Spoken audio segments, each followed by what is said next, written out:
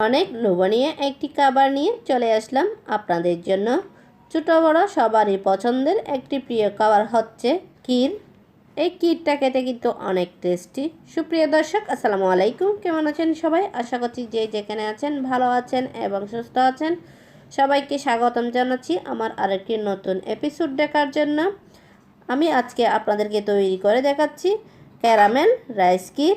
এই ক্ষীরটা খেতে কিন্তু অনেক টেস্টি। তাহলে চলুন শুরু করা যাক। প্রথমে আমি দেখেন এখানে চিনি করা চাউল নিয়েছি। চিনি করা চাউলগুলো ধুয়ে পরিষ্কার করে নিয়েছি। এখন একটু ব্লেন্ডার জারে দিয়ে দিচ্ছি, ব্লেন্ড করে নেব। তার জন্য পুরোপুরি ব্লেন্ড করতে হবে না, হালকা করে দুভাঙা করে নিয়েছি। দেখেন আমি দুভাঙা করে নিয়েছি। আজকের এই রাইস ক্ষীরটা আমি অন্যরকমভাবে তৈরি করছি। আমি প্রথমে চাউলগুলো একটু সিদ্ধ করে নিচ্ছি। তার জন্য আমি এখানে 1 কাপ মিল্ক দিয়ে দিচ্ছি। এখানে দেওয়ার পর আমি চাউলগুলো সিদ্ধ করে নিচ্ছি।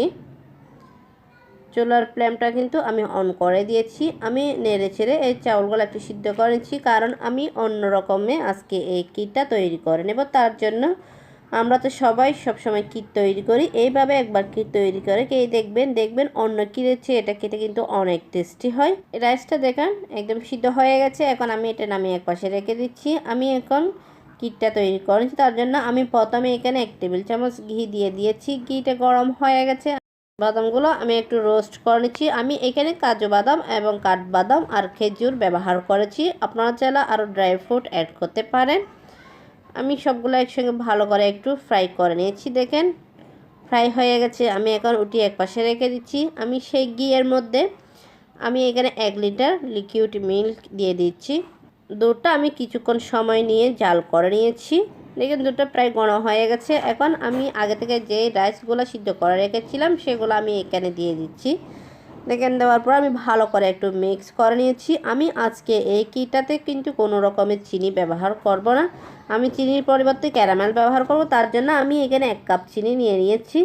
দেখেন চিনিগুলোকে আমি একটু ব্লেন্ডার জারে পাউডার করে নিয়েছি। এখন আমি ক্যারামেলটা তৈরি করে নিচ্ছি। তার জন্য আমি একটা ফ্রাই প্যান বসিয়ে দিয়েছি। দেখেন চিনির পাউডারগুলো আমি চুলায় দিয়ে দিয়েছি। আমি সামান্য করে পানিও দিয়ে দিয়েছি। এখন চুলার ফ্লেমটা কিন্তু লো মিডিয়াম রেখে এই ক্যারামেলটা তৈরি করে নিচ্ছি।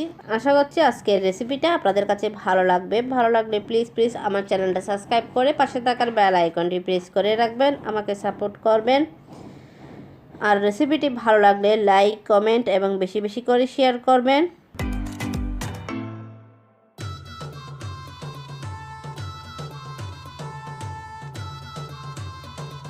দেখেন ক্যারামেলটা হয়ে গেছে। আমি কত সহজে ক্যারামেলটা তৈরি করে নিয়েছি। এখন যে আগে থেকে চুলায় যে ক্ষীরটা তৈরি করে রেখেছিলাম সেখানে ক্যারামেলটা ঢেলে দিচ্ছি।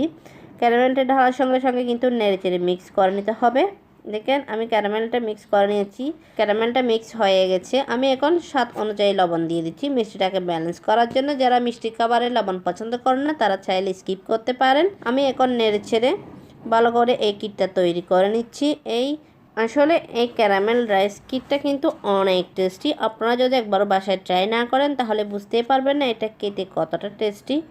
আমি এখানে যে বাদামটা রোস্ট করে রেখেছিলাম সেগুলো দিয়ে দিয়েছি। সামান্য করে আমি এলাচ গুঁড়া দিয়ে দিয়েছি। দেখেন রাইস ক্ষীরটা রেডি হয়ে গেছে। আমি এখানে 1 টেবিল চামচের মতো কেওড়া জল দিয়ে দিচ্ছি। এই ক্ষীরটা কিন্তু একদম রেডি হয়ে গেছে। এখন কিন্তু পরিবেশনের পালা। আমি আপনাদেরকে পরিবেশন করে দেখাচ্ছি। এই ক্ষীরটা কিন্তু ঠান্ডা ঠান্ডা খেতে কিন্তু অনেক টেস্টি হয়। আপনারা একবার হলো বাসায় ট্রাই করবেন, দেখবেন ফ্যামিলির সবাই পছন্দ করবে। এখানে আমি উপর থেকে কিছু ড্রাই ফ্রুট দিয়ে দিচ্ছি। আপনারা আপনার ইচ্ছা অনুযায়ী সাজিয়ে নিতে পারেন। দেখেন এই ক্ষীরটা খেতে কিন্তু অনেক টেস্টি, দেখতেও অনেক লোভনীয়। এই ক্ষীরটা দেখতে যেমন সুন্দর, খেতেও কিন্তু অনেক টেস্টি। আমার কাছে কিন্তু অন্য ক্ষীরের চেয়ে এর রাইস ক্যারামেল ক্ষীরটা অনেক ভালো লেগেছিল, তাই আমি আপনাদের সাথে শেয়ার করেছি। আশা করছি আপনাদেরও ভালো লাগবে। দেখেন দেখতে কত লোভনীয় হয়েছে। আশা করছি আপনারা একবার হলে বাসায় ট্রাই করবেন। আর আপনাদের কাছে কেমন লেগেছে অবশ্যই কমেন্ট করে জানাবেন। এই ক্যারামেল রাইস ক্ষীরটা খুবই অল্প সময়ে খুবই অল্প খরচে কিন্তু এই ক্যারামেল রাইস ক্ষীরটা তৈরি করা যায়। আপনারা যদি বাসায় ট্রাই না করেন তাহলে বুঝতেই পারবেন না এটা খেতে কতটা টেস্টি এই ক্যারামেল রাইস ক্ষীরটা।